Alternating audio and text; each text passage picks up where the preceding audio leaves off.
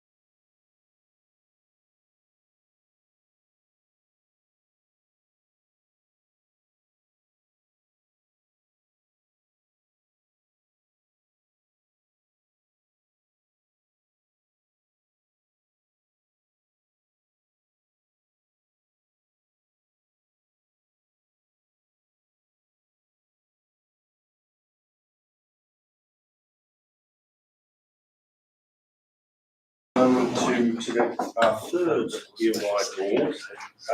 It's a pretty lively meeting today, and there are no public representations, so it should be a short meeting.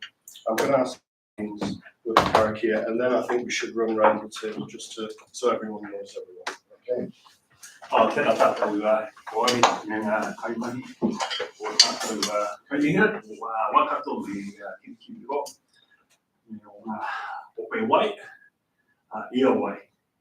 Hei te timata o tātou hui I tēnei rā te timatanga o te ope wai, te wai o Waikato, te hapuri, te wai Māori ki I Karapiro, I tēnei ata, te apowhiritia, te hapu iwi o ngā ti koreki kaukura, ki ngā iwi, ki ngā kaunehera o tēnei ope wai. Engari, ki mai ki tēnei hui, kariki a tātou, mā te tātou katoa. Honewe, hei kororia, mangano ki te whenua, kāpai tāmata katoa. Te atua humai ki a mātou, ka te wairota. Tēnei ka papa, te tū whakamaua ki tīna. Tīna. Haume hui e. Tāki e. I just opened up acknowledging that whilst so you launched at Karapiro, which is an appropriate place, Karapiro, significant for the iwi of Waikato Tanui and the Tangata Whenua Nei. Te koreki kaukura will be working on not just the council who will make up that UCCO, but also all the iwi as well. And I understand it's quite a significant amount of iwi. So we wish them all the best in their journey, and I think you said that yesterday too, Kevin. Yeah. That we have been working together and will continue. That's cool. We'll just go around the table. I think everyone is pretty familiar, but just Becca, do you want to start? We're just going to go around the table. Oh, yeah. Yep. Good evening, everyone. My name is Victoria. I am the Assistant Director for IAWAI. I am Vishal Ranjini Tukunkala and helping with the multi-services strategy, seconded from WDC to IAWAI. Kia ora e iwi ko Toronto ko ingoa, he kaimahi mo te kanihera takiwa o Waikato. So my name is Doron. I'm an Infrastructure Development Advisor at Waikato District Council. That's Mari, Nick Birdsall, Growth Implementation Manager, Waikato District. Kia ora, Andrew Parsons, IAWAI. Kia ora, Peter Linder, Program Director. Kia ora, Natasha Yarrow, IAWAI. Kia ora, Greg Carstens, Commercial and Analytics. In the growth group, I guess my relevant areas here is commercial agreements and ensuring growth based growth. All right, great. So without further ado, we'll run into the agenda proper. There are no apologies. Are there any declarations of interest? On the minutes, are the board content that they're a fair record and we can sign them off? Yes, just one point, if I could, I just wonder if we should append the written responses to the public deputations to the minutes, just for completeness. Well, funnily enough, So that went out, which was great, to be Yeah. copied in. Thank you, I just wonder for completeness. so funnily enough, Natasha and I were talking about that. We're going to have a conversation in public excluded, but you know, Okay, we thought we should be transparent about that anyway. Yeah. Generally, so that we would put them on our website, going forward. sure, Yeah. thank you. Okay, so we signed the minutes off. In terms of the public forum, there aren't any public representations today, and then we have my report. Normally I don't say anything, but I did think there were a few things just to update. Again, if I can find it. Yeah, the first one is on the growth front. I understand that the government have announced that they're going to defer the growth levy legislation which is quite significant, isn't it? So that really underlines the need to do the Plan B that we discussed in that workshop the other day, which is to aim for 2027 with a harmonised arrangement of development contributions. I don't know the thinking behind the deferral, but I was told that it's to do with they want to have proper consultation with councils over what's in the legislation, but I don't know whether there's anything more to it than that. The reality was, because it was scheduled for next year, there was a bit of risk around it anyway, which is why we discussed what we discussed. And that's now come to pass, but that's significant. I think the second thing to mention is we did have a brief discussion with our shareholder forum yesterday, and there was quite a bit of discussion around the importance of renewals. It's obviously a big part of the infrastructure deficit. When people worry about evaluations, all that, that's just the analysis side. You know, what are you going to do to address the problem that actually comes down to accelerating renewals? So this is an area that we do want to focus on. We want as an early win for IAWAI. And we're exploring the idea of having a strategic partnership in the renewable space, so that we're really getting the private sector to invest in and be ready to get on and do stuff at scale and at pace. And Andrew's working on this, and we will be coming back, I'm guessing before Christmas, on this very topic for a decision, really.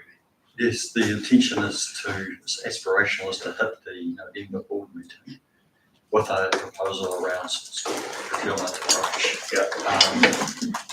It's a burning platform because we do not have much time. The first of the main renewal contracts, the existing contracts, lapses in June next year. Yeah.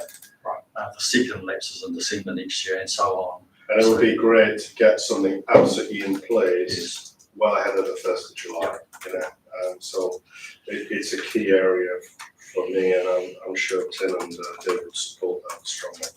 And the third area is IT, where we are working closely with Taronga in Western Bay, and we are going to be, we've started to explore doing the same with Macau Waters as well, to get together a fit-for-purpose IT platform, digital platform for the future. And we expect to really make a decision on what the answer is, again, this side of Christmas. It's not something we're going to be doing for the 1st of July, but it's something we've got to be clear what the direction of travel is sooner rather than later, because it will have a long lead-in time for that. So again, that's another one to watch. Are there any other questions or issues that anyone wants to raise in relation to that report? I did have, so one correction, but just building on the renewals conversation, I'd be really keen to see whether the team can put a peg in the ground about how renewals will reduce either OPEX or unplanned CAPEX from burst pipes, and so that unplanned maintenance. So if that's hitting the OPEX, if we're going to spend this capital on a renewals program, which I fully endorse, it should show up somewhere in our operating costs, because if it's not, why would we spend the money if it isn't breaking? So there's that combination, that whole thing. So looking at where we are in terms of the current position, and where we should be in terms of an optimal position of more plan rather than And it might not show up for 5 years, but sort of in the whole financial modelling. No, it's a good capital and incur the cost. What's the OPEX implication through that? Not just the capital procurement. If it's just about procurement, no problem. But if it's going to capital budgeting, etc., to see that other side of the equation. Just about the digital, I can't help myself where it says that Watercare has given notice to withdraw the service. Seems I actually wrote that letter. Well, I didn't write it. The governance team did, but I signed it. That just a small correction. It's not withdrawn for Taronga. It is coming to an end. So Taronga signed a 5-year deal that expires in 2026, and so the deal that was negotiated for 5 years has been honoured, but the there was no right to renewal, there was nothing else. It was a fixed term agreement and it's finishing. So it isn't being withdrawn. And I can say that because we had some requirements about what that was all public information. So the word withdrawn We'll correct got that. my idea as soon as I wrote it, saying, we just let you know that you should be working something out yourselves. We'll correct that in a minute. The point is though, we've Yes. got a burning platform. Yes, the support is ending as per the contract, but it doesn't say that. Cool. Thank you. Any other observations or comments? Tim? No. All right, cool. Let's move on to Peter's progress update. You can assume, Peter, that everyone's read the paper, but over to you. Thank you. I think the best place to start is there are 287 working days to go. And they disappear very quickly. Second thing, next month we will do a slightly fuller and more forward-looking approach that will include a Gantt chart so that you get a clearer sense of what remains to be done in order to get us to 1 July. The third point I suppose to highlight is, for me at the moment, a good day is a day where we don't identify something that we haven't previously thought of. But most days we do somewhere in the detail. And to give you an example of that, in the complexities of land ownership or the way in which land that is used for water purposes is held, both councils have significant amounts of land that are held under the Reserves Act for water purposes. There is little chance of us transferring the ownership of that for 30 June. So as we scramble our way through that, it becomes, okay, the transfer agreement therefore needs to preserve the rights to occupy and use the space, and there'll need to be an agreement about the mechanism that's used to unwind things over a period of time. So I suppose that's a really good example of where, for some things, it will not be all done and dusted on the 30th of June. There will be some things that will need to run on for a period of time, and land will be the most complicated. And we are going to have some messy areas where there's multiple use of sites, etc. So, and the solution for those will be not to try to unscramble who owns what, but to ensure that IAWAI has the rights to use and occupy that it needs to be in We control. just need a healthy dose of pragmatism. So we Just building on that, probably with the words at no cost. So at no cost or at a cost that fits within the current allocation of overheads to waters is the approach that we're adopting. So in the whole shared services framework, rather than get into a nickel and diming about what this costs or that costs, the approach we're adopting broadly is to say, does the level of service and support that the council will be providing broadly match the level of allocated overhead that is currently the case? Sure. And if it is, then we will use that allocation of overhead as the basis for the charge going forward. Given that the shared services framework is intended to last no more than 5 years, and for many things no more than 3 years, we don't want to create a whole complicated charging regime. From a forward-looking perspective up north, Water Care paid construction rent on reserves allocated by the local boards, but Healthy Waters did not for stormwater. So if you were laying down areas for pipes and you took half a reserve, and Water Care's annual rent bill was approaching $3 million to council for construction purposes, whereas Healthy Waters just went, well, we're not paying. So it ended up as a significant cost. So not just operate, but actually, if we're constructing assets and it's on a reserve, and one of it was the residence was the use of some grass for a while. It was always had to be reinstated. That was how we did it, but actually that rental, they were charging commercial rent is to a CCO.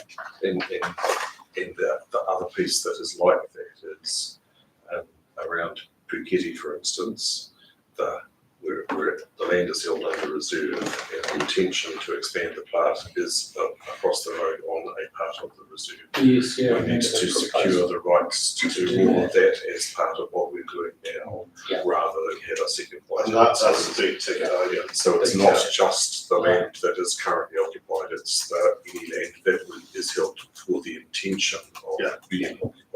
I think, Peter, what we probably, Yeah. this is a sort of second order issue, and it probably needs to be timed based on the team making progress through the list of items. But I think it would be helpful at some stage, probably informally, to look at the big ticket list and sort of see it. Are there any issues here? Are there any alarm bells, et cetera, et cetera? So in the overall framework of the transfer Yeah. agreement, it's an agreement that needs to be signed off by both councils, but also by you.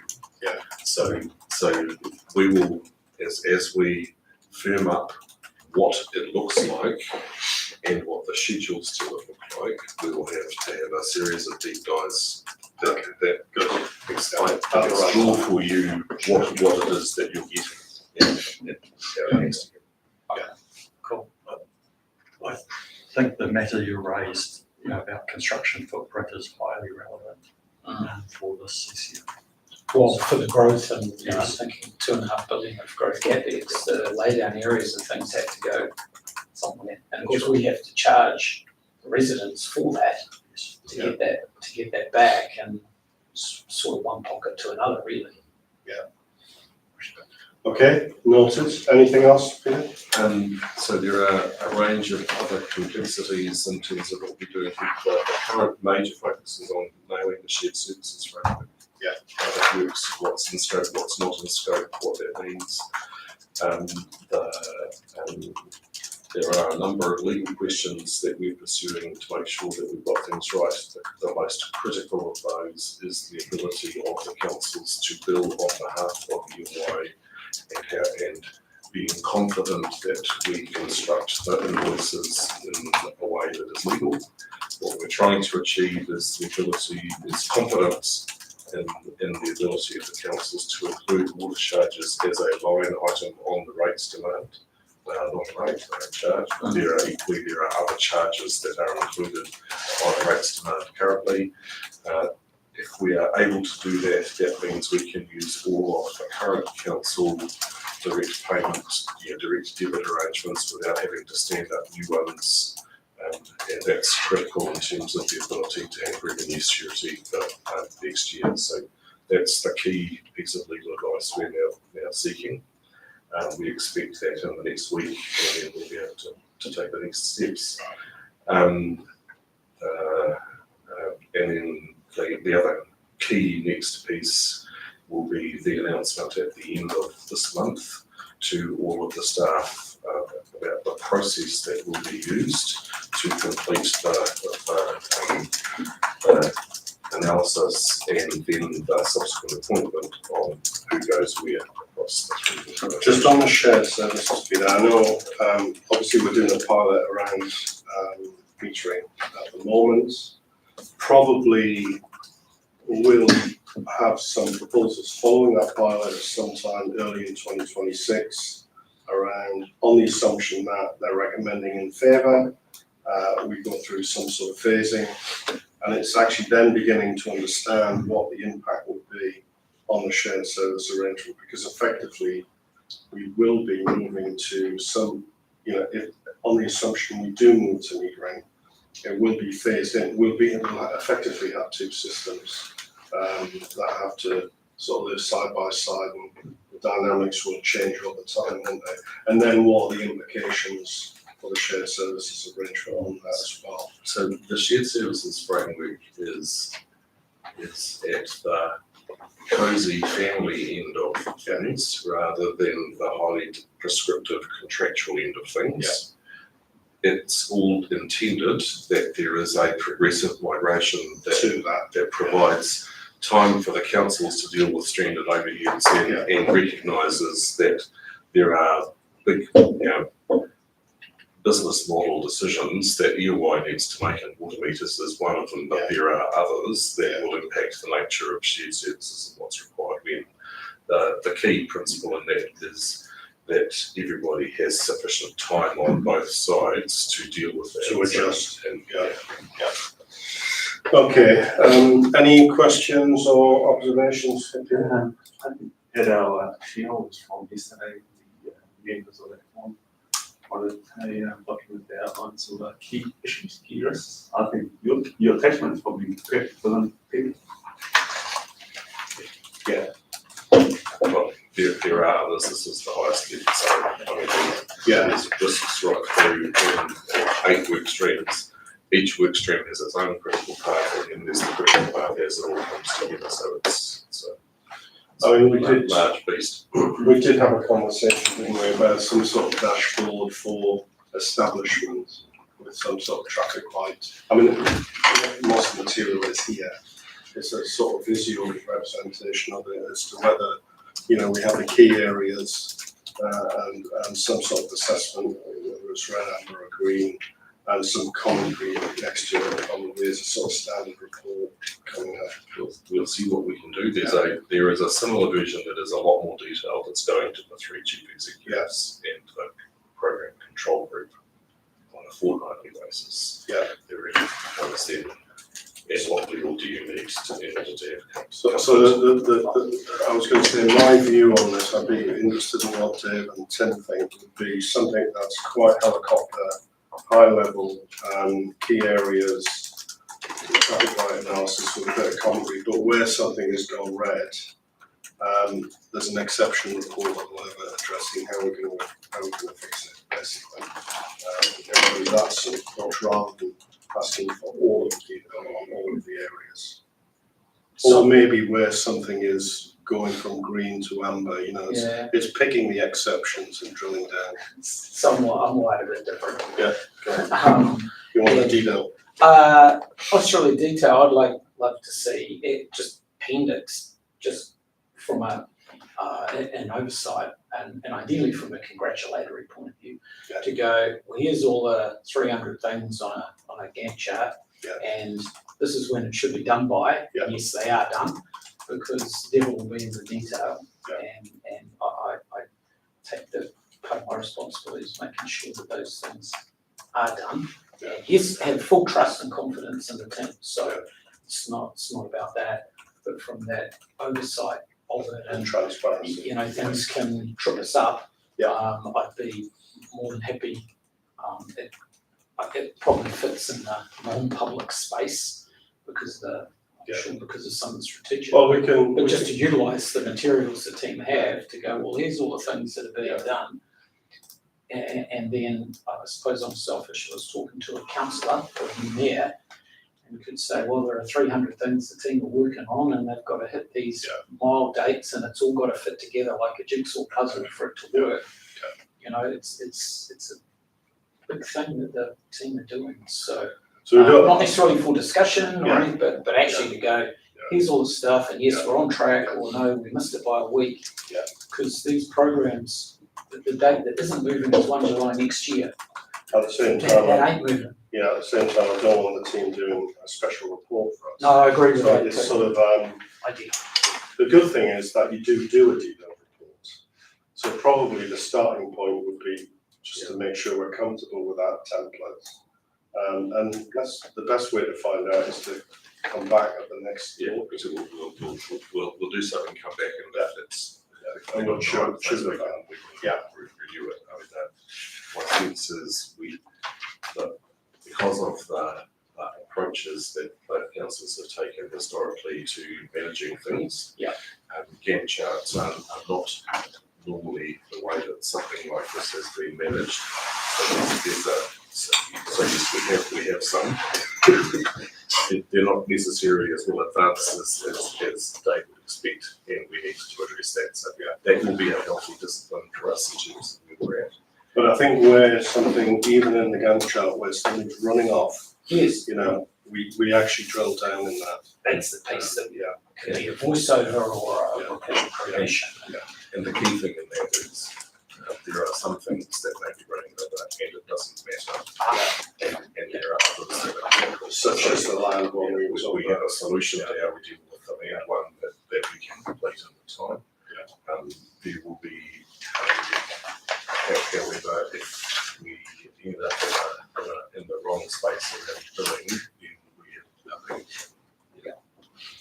and there'll be drop dead dates. And, so the question I was really going to ask, because I think it's fabulous work, is are you getting what you need from us? Yes, and Okay, after that, so thank you. Well, one of the nice things about designing a really small team to do this from the IAWAI side is that it's simple and quick and answers are quick. Okay. It is more difficult to get decisions from either of the councils because of the nature of the multiplicity of decision makers that you would. Thank you. Thanks, Ken. And yeah, we might want to come back to that when we talk to our shareholders about what we do for a full board going forward, because actually there are some choices there about how big that is. Yeah, and I was going to almost set off the back of the conversation that Natasha was having with Dave before the meeting started around the structure and nature of the Watercare board. Is I think it would be very helpful for the three of you to say this is what you think would be necessary. So Yeah. as an input to the recruitment process. And decisions, yeah, I certainly think we should be given advice, for sure. Any other points on Peter's report? Cool. Well, it's we'll note that there are no decisions required, and we're going to move on to an update on the water services strategy. This is obvious. This is going to be our key set of decisions for the 26-27 year really in this and beyond in the water services strategy. We will need to update it again the following year with both councils aligned with both councils to 10-year plans, but also probably in the light of a harmonised development contribution policy as well. That's going to be one of the key elements of it, isn't it? Again, I shall assume that people have read the report. Are there any things you want to highlight? Thank you, Chair. Look, I mean, taking the report is read just by way of a further update. So the recast of the Capital Works program and the first cut of it is almost done, and that's going to go into the financial modelling process of the next week or so. And there will be a deep dive on this on the 2nd of October. So we'll present both the recast Capital Works program, Andrew will, and the financial implications of that. We've also commenced work on the price path modelling, and Peter will be convening a deep dive on pricing on the 9th of October, so we'll be able to provide a bit more detail on that then. Also, you'll be aware, I think you alluded to it earlier, the financial deep dive workshop, which was held on 4th of September, and that highlighted the need to shift to a more outcome-driven financial strategy, which will be prepared by the finance team. And then the developing contributions and growth deep dive workshops, which were held last week, also provides a good steer for the strategy. Otherwise happy to take any questions or comments, Chairperson. So any observations or questions for Michelle? Sorry, I may just mention that we're still working to have this draft strategy by end of November. Yeah. All things going well. Yeah. But that's the deadline we're working to, and we'll bring that to the board obviously. Okay. Yeah. In terms of that draft, they come to us with similar. Yeah, well, hopefully we'll be in a position to bring you something before Christmas. We've also teed up some engagements with the likes of Waikato Tainui and Future Proof, but just as placeholders for now, because we don't want to miss out on any opportunity for having those engagements. But we'll do that either at the start of Christmas or in the new year. Okay. In terms of your question, Tim, I think there will be an opportunity in early December for an informal session ahead of the board's formal consideration of receiving the draft. Absolutely, definitely. Andrew, did you want to come And the other element for that is the engagement with the shareholders forum of both of the councils, and we are planning how we do that as part of their induction. Absolutely, so that's very much top of mind. So it's not a surprise. Absolutely. It was just that point. I strongly recommend a deep dive session with the board before it case. Yeah, totally agree. And we've got placeholders in for those. Anything else? No? Yeah. Look forward to seeing it. Very good. Yeah, thank you. And then we've got a report, again noted, no decision required. Now we have got a decision which is to adopt the proposed financial delegations. I just wanted a little bit of clarity, if that's okay, in terms of the three levels. Chief Officers level 2, I'm assuming includes Andrew's role, but we need to be clear. I couldn't see it in the, so who is in that category and who's in category 3. I think we need the specifics there, so we're just 100% clear. Is that okay? Yeah, so it would just be at this point, it's Andrew and Joanne Bass as chief officer. Okay. So they're just those two roles, but I Yeah. can specify. I think we noted in the minutes, Yeah. you know, as a matter of. Becky, can I check if it would include Gary as the acting chief financial officer as well? Yeah, so that was my other point, is that as we get other positions on board in terms We of, might need to amend that. yeah, so it's just whether or not we don't want to keep it open. Yeah. We want to specify. Okay, and then the other question I had was, how do those delegations, for example, around capital expenditure or operating expenditure or reprioritisation, how does that compare with the council delegations now? You know, It's in exactly the agencies? same. The same, Yeah. right, okay. I think it would be wise to include the CFO in the list now. Yeah. So that so it certainly Gary's acting in there. Yeah, because we're recruiting, right, yeah, And he's doing stuff, so. okay. So in terms of how it's worded, because it's a chief position, it will be within the delegation. Yeah. But the suggestion, subject to board agreement, I think we should alter the resolution so it's very clear on the minutes to schedule out which roles are the level 2 roles. Yes, So that's what I was really driving at. It's the CFO, it's the chief digital officer, it's the chief strategy and delivery officer. Yeah. And then similarly for the director level 3, I think we We should should be specify those specific. roles. Yeah, Agreed. And for me, it's probably only the role held by Jackie Collier. I'm looking at Becca to either shake your head or nod. Absolutely, I would also need delegation in terms of the operational budgets, yeah. yeah, because Becca's approving a lot of things that will come to me, but as acting chief executive, I'm a contractor at the moment, so we have to have somebody who can. I would also recommend Natasha spec out for me as well in terms of payments and things like that, Yeah. and also Nicole, because she does have a budget line. Okay, well, I think we need to, let's list them and be for completeness sake. Sure. So it's just, but does the board agree so we can record it in the minute? Yes, For the directors, it'll be a bunch of names rather than roles, Jackie Collier, Becca Brock, Natasha Gerald, Nicole Moyer. I'm more than happy to support the suggestion and that for Kevin then to agree with the team who the names are and before they're implemented, so I don't know if that's helpful. and we can just report back at the next board. Minutes, very happy with that, yeah, no issue whatsoever, sounds very sensible. Okay, The only thing that, and I could be off track, sorry Kevin, was around expenses. And I was actually thinking of protection for yourself. Yeah. Like who approves your expenses? Yeah. Because those are the, you get like, well, what's the establishment Yeah. expenses, and who signed off on the acting chair, et cetera. So Yeah. I don't know if that was meant to be covered in this, or that's a different. That's policy. not currently covered in that policy. No. As somewhere per else. the letters of agreement with the board members, Yes. the executive director's expenses need to be approved by the remaining members of the board. Okay. So that's why we sought the board's approval when there was an expense Yes.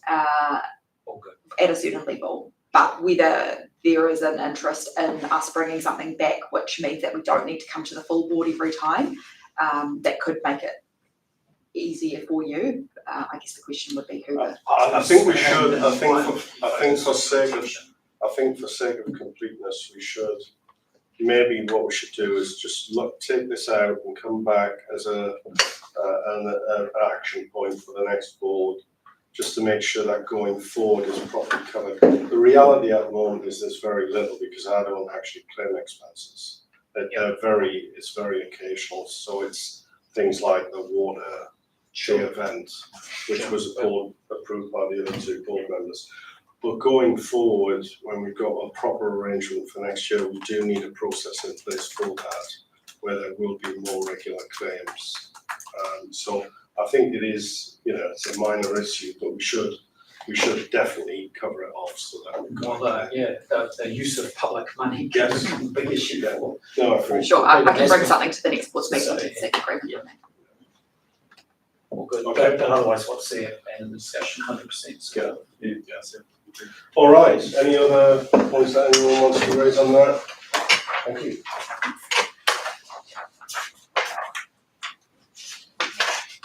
And then, I think we're in the public exclusion now, aren't we? So can we move the resolution to exclude the Yes. public and then I'll end the stream? I'll move that. Cynthia? Second. So that's now agreed. Can we make sure we turn any webcasting off? Yeah, give me one moment to do that.